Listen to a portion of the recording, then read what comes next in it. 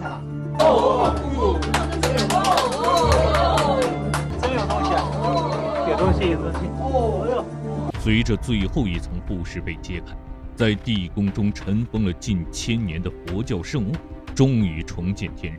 木函阿育王塔，打开木函，里面套有一个铁函，开启铁函，里面铺满了释迦牟尼水晶佛珠。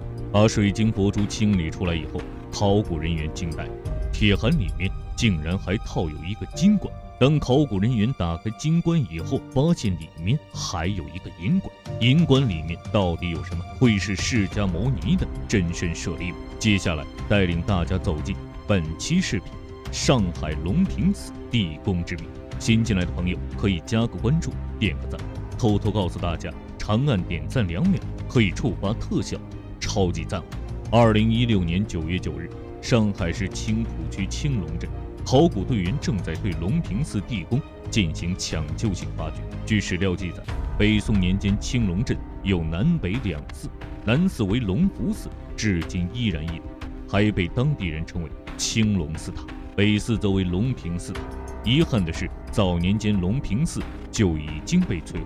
宋代高僧灵解曾在龙平寺宝塔铭中这样写：若见是塔，终安舍利。在接下来的考古发掘中，能否找到书中记载的佛教舍利？早在多年前，考古专家就已经开始寻找龙平寺遗址。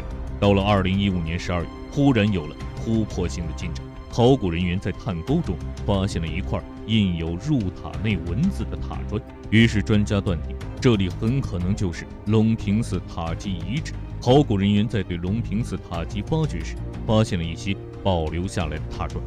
令专家感到惊奇的是，塔砖上面竟然刻有捐赠者的名字，因此考古专家推测，龙平寺很可能是一座民间捐助而成。考古人员便决定对塔基进行更深入的发掘。历经5个月的清理工作，塔基的清理工作基本完成。发掘结果令专家兴奋不已，这处遗址就是文献中记载的龙平寺塔。通过对地基进行解剖以后，考古专家发现龙平寺塔的下面竟然埋有地宫，东西长1.48米，南北宽1.2米，像一个佛塔的造型。地基由夯土分层夯筑，一共夯筑了33层。地宫的上口覆盖有青砖，顶部有梯形压顶石。地宫的四周放置了8个承重缸，用粘土和碎砖块交替夯筑。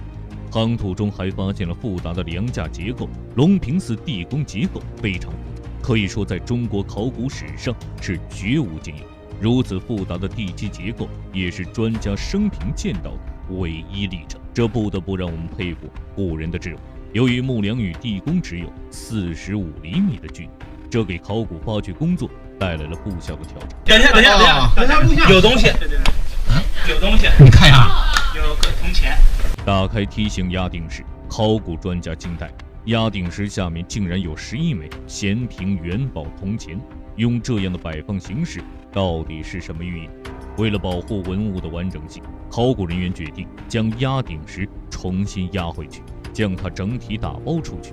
就这样，地宫的第1层副石被成功的移除。第1层副石揭取完毕以后，一个发现给考古队员带来了意外的惊喜。只见一块青砖上面有几枚铜钱和一块铜镜。第1层文物清理提取以后，考古人员开始对地宫上面的副砖进行逐层清理。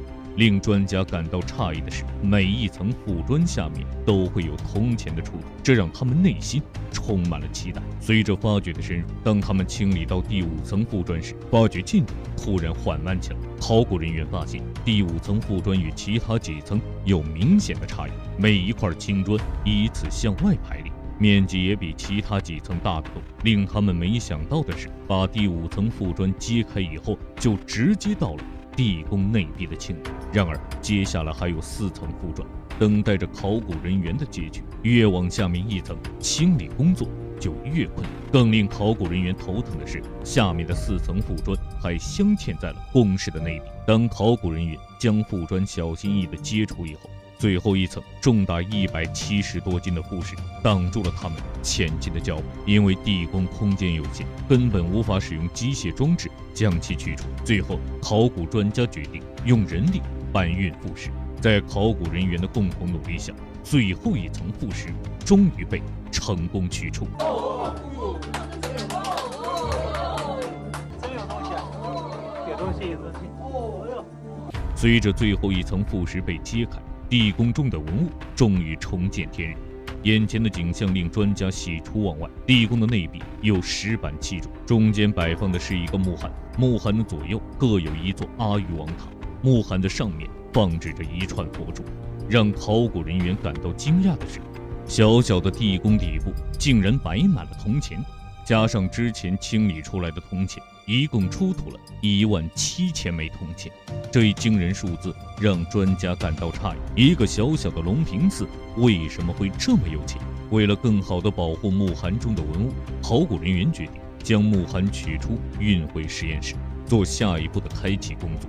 此时地宫的发掘工作已经基本完成，尚未开启的木函一直牵动着大家的心。木函里面会有怎样的重大考古发现？释迦牟尼的真身舍利能否重见天日呢？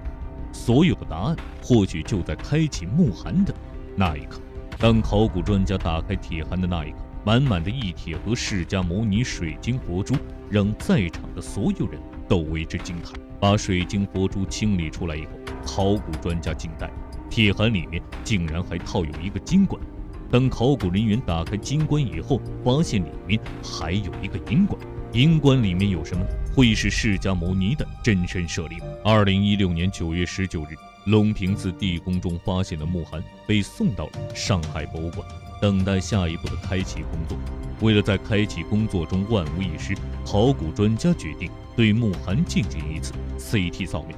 木函中隐约地出现了文物的轮廓，里面的文物让专家产生了极大的好奇心。在了解了木函中的基本情况以后，考古人员决定开启木函。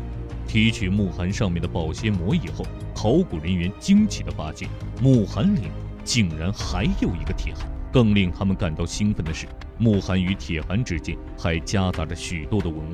除了10多枚铜钱，还在木函中发现了铜镜、银珠等供奉器物。这些文物逐一清理出来以后，立即被放入了隔绝空气的器皿中。取出铁函以后，考古队员在木函的底部又意外地发现了一只小金龟。在清洗文物的过程中，一把银勺引起了大家的注意。银勺精湛的制作工艺使工作人员赞叹不已。10月18日，考古专家决定开启铁函。当考古专家打开铁函的那一刻，满满的一铁盒水晶佛珠让在场的所有人都震惊不已。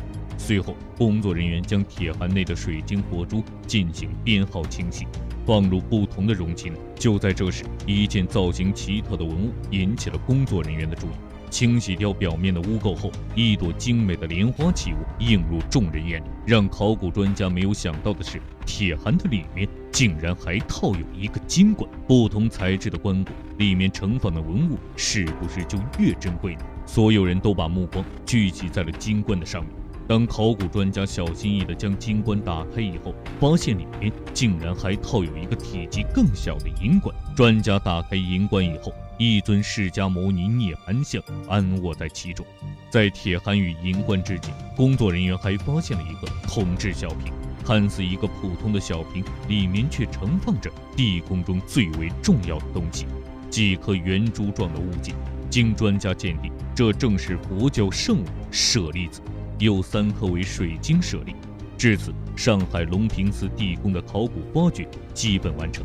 龙平寺地宫的考古发掘不仅在考古领域具有重要意义，在经济史、社会史上也同样具有意义。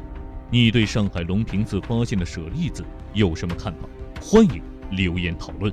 好了，本期视频到这里就结束了，咱们下期视频不见不散。